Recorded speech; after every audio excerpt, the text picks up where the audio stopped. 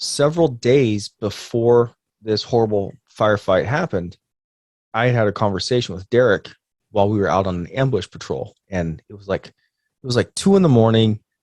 Derek and I are side by side in the prone position, and I was asking him about his faith, and he was talking to me about my faith. And Derek told me that at a young age, he had placed his faith in Jesus as his savior, and he had entrusted Jesus to forgive his sins and wipe away all of his sins. And he even cited to me Ephesians 2:8 and 9, for by grace are you saved through faith, and that not of yourselves, it is a gift of God, not by works, so that no man can boast. And Derek was like verbally telling me, like, man, I know it's not what I do, it's what Christ did for me, and I place my faith in him, and when I die, I know that I'll be with him in heaven. Mm. And on that April 6th, when I saw him killed in action, that conversation meant so much to me that we'd had, because I knew where his soul was. I knew as soon as that round took his life that he was in the presence of the King. And man, like, that's the coolest thing. Just as sad as it is, as hard as it always has been for me to accept the responsibility of what happened to him while knowing that I'm not in control.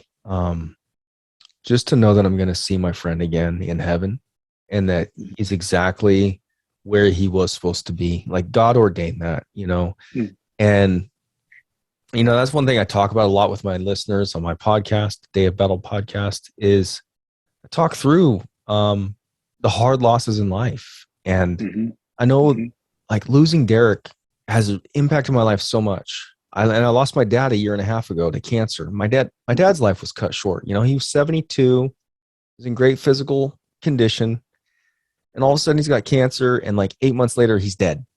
And how do you make sense out of all that? Like, the only way to make sense out of it is to understand that God's plan is intact, and he knows, and nothing takes God by surprise. And he's chosen to allow the bad things to happen, but his ultimate plan is good. His plan is that we be reunited with him, and that we live with him forever in eternity in paradise. There is no more sickness. There is no more suffering. There's no more bullets and hand grenades and cancer. Like, those things are gone in heaven. And I think that I've just talked about that kind of stuff a lot through my podcast, and that it resonates a lot with people, because people are hurting out there. Like, there's so many people that are just like, the worst thing has happened in their life. Whatever that tragedy is, when it's a tragedy, it's always the worst thing. Right. Like, you can never imagine anything worse.